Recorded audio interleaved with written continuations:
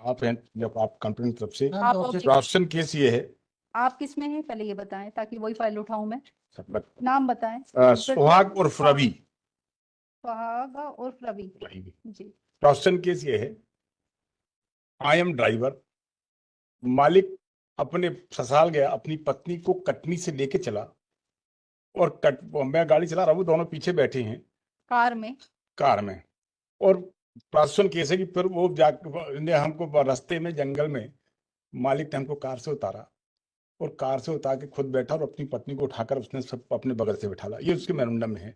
और आप कहाँ गए? हम गाड़ी पीछे बैठ गए जाकर। आप पीछे बैठ गए और फिर वो जाके गाड़ी भिड़ गई, टकर आ गई।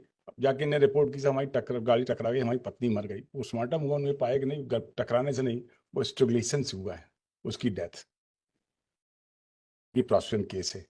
तो इसमें कौन कौन एक्यूज्ड है? वो हस्बैंड और एक आप ड्राइवर। हम ड्राइवर। अब हम अगर प्रोसेशन की स्टोरी, उस पर आई विटनेस कुछ नहीं है।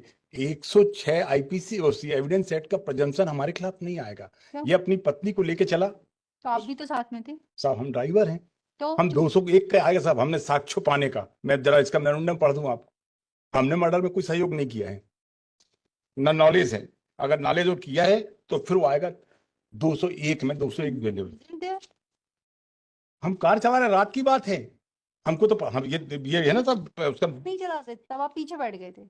इन्हें फिर अब हमको जंगल में हमको उतारा, बोले मैं चलाऊंगा गाड़ी। हम मालिक, हम ड्राइवर। उतार के फिर गाड़ी में तो बिठा लिया। हाँ, तो हमको पीछे इन्हें अपनी पत्नी का गला घोंट दिया, हमको कैसे मालूम? पत्नी तो आगे बैठ गई। नहीं, अभी तो आपने कहा वो फिर उन्होंने उठा के लाए। मैं उसका मेमोरेंडम पढ़ दे रहा हूँ सर ना। ऐसा नहीं है। जब वो गला घोंटा गया है तब वो गाड़ी चला रहा था आगे और दोनों पति पत्नी पीछे बैठे। अच्छा, मेमोरेंडम में पढ़ दे रहा हूँ सर। ब्रजेंद्र का शादी के 6 बाद से मेरा प्रियंका से वाद होने लगा। Priyanka is disease.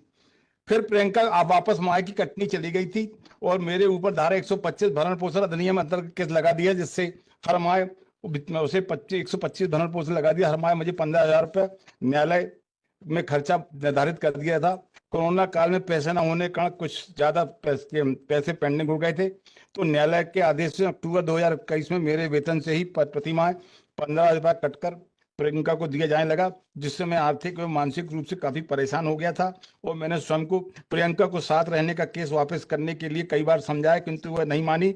इस संबंध में अभी 14/3/2022 को भी हमारे कटनी न्यायालय में पेशी थी, तो मैंने प्रियंका को समझाया कि केस वापस ले लो, बार बार आने जाने में अंतर्गत पैसा खर्च हो रहे हैं, किंतु वह नहीं मानी। तो मैंने परसों दिनांक 15/3/22 को ससुराल कटनी से घर इटारसी कार से ले जाते समय रास्ते में गाडरवारा पार करते समय करीबन 2:30 बजे मेरी पत्नी प्रियंका मालवीय से मुझसे विवाद करने लगी। तो मैंने अपने कपड़ों की पन्नी खाली कर प्रियंका के सिर में उड़ा दिया और गला घोंटकर हत्या कर दिया।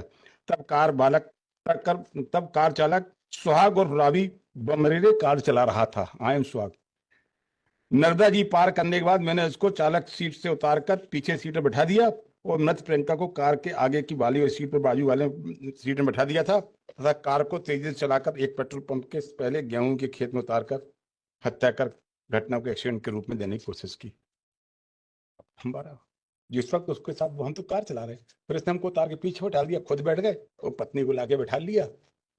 सहारा मतलब आपको मालूम है, तो आपने उसको उठा के रात समय पकड़ के हाथ पैर उठा के सब बैठा दिया। कोई ऐसी नशे में या सोती हुई थी कि कोई शोर नहीं कर रही थी और आप गाड़ी चला रहे थे आगे की सीट पे बैठे हुए और आपको पता नहीं चल रहा? लोग दोनों पति पत्नी अगर कोई डिस्कस कर रहे हैं, बात कर रहे हैं, तो हम ड्राइवर इंसान, हमको नॉलेज नहीं कि ये आदमी मर्डर कर रहा है, हमको नॉलेज नहीं कि ये इस उद्देश्य से लेके आए हैं, हमको नॉलेज नहीं, फिर उससे जाके टकरा दी।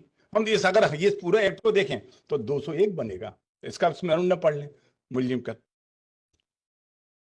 दिनांक 15/3/2022 को दोस्त उसकी पत्नी प्रियंका मालवीय दोस्त ब्रजेंद्र की ससुराल कटनी से उसकी पत्नी प्रियंका मालवीय को ब्रजेंद्र के घर इटारसी कार से लेकर आते समय रास्ते में दोनों का आपस में झगड़ा होने लगा और गाडावारा पार करते रात करीब 2:30 बजे ब्रजेंद्र मालवीय ने कार की पीछे वाली सीट पर बैठी उसकी पत्नी प्रियंका मालवीय की प्लास्टिक की पन्नी उसको सिर में उड़ाकर गला घोंट कर हत्या कर दिया। उस समय मैं कार चला रहा था।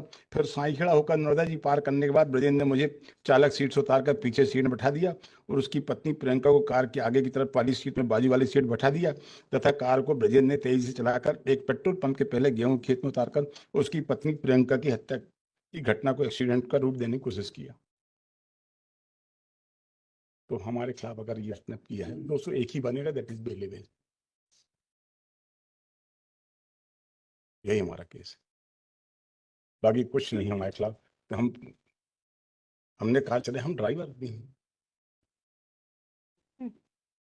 लॉर्डशिप ने जैसे बोला ये ड्राइवर है, कार चला रहे थे, तो अभी एक इनका- मिरर में तो दिखेगा इनको कि वो क्या कर रहे हैं उसके साथ। अगर कोई उसका गला घोट रहा है तो ऐसा तो नहीं कि कार चलाते रह जाएंगे। अब हम सामने देखेंगे, हम फिर- अपने मालिक को पत्नी को कैसे चुप, देखेंगे? क्यों क्या होता है, सामने तो देखते हैं, बैक मिरर पे पीछे भी दिखता है। नहीं? इनका इसमें मैं जो हूँ, I am appearing on behalf of the husband. Now my lord, मैं kindly appreciate the date of FIR is 16th of March 2022। 16 मार्च 2022 की एफआईआर है और इस एफआईआर के बाद अरेस्टिंग इमीडिएटली नेक्स्ट डे हो गई 17 मार्च 2022 के दिन। There after the chargesheet has already been filed. 5 मई 2022 को अंतिम प्रतिवेदन दाखिल कर दिया गया। Now the entire investigation is over. I moved an application before this honorable court. My first bail application was dismissed as withdrawn on 11th of November 2022. 11 नवंबर 2022 के बाद, now in the month of December 2023, I am again pressing the application seeking regular bail before this honorable court. Now the entire material witnesses have been examined before the trial court. No purpose would serve if I'll be keeping behind the bars.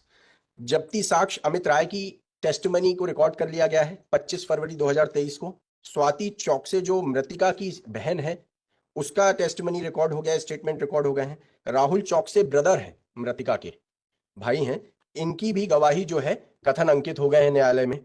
जब्ती साक्ष्य एक और है अनुज सक्सेना, उनकी भी statement और testimony जो है रिकॉर्ड में आ चुकी है।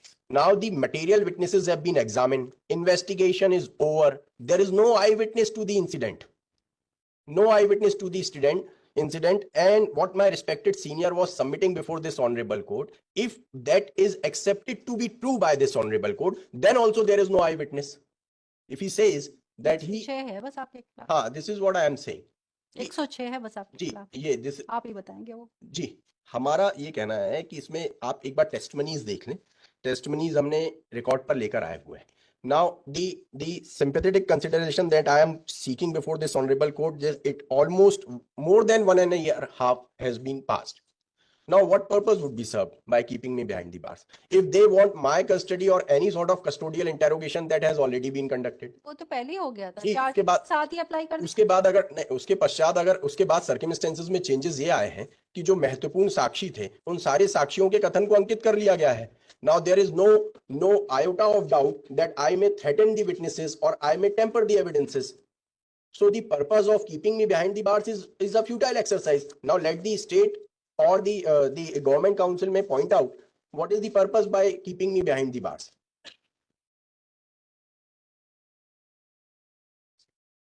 Let them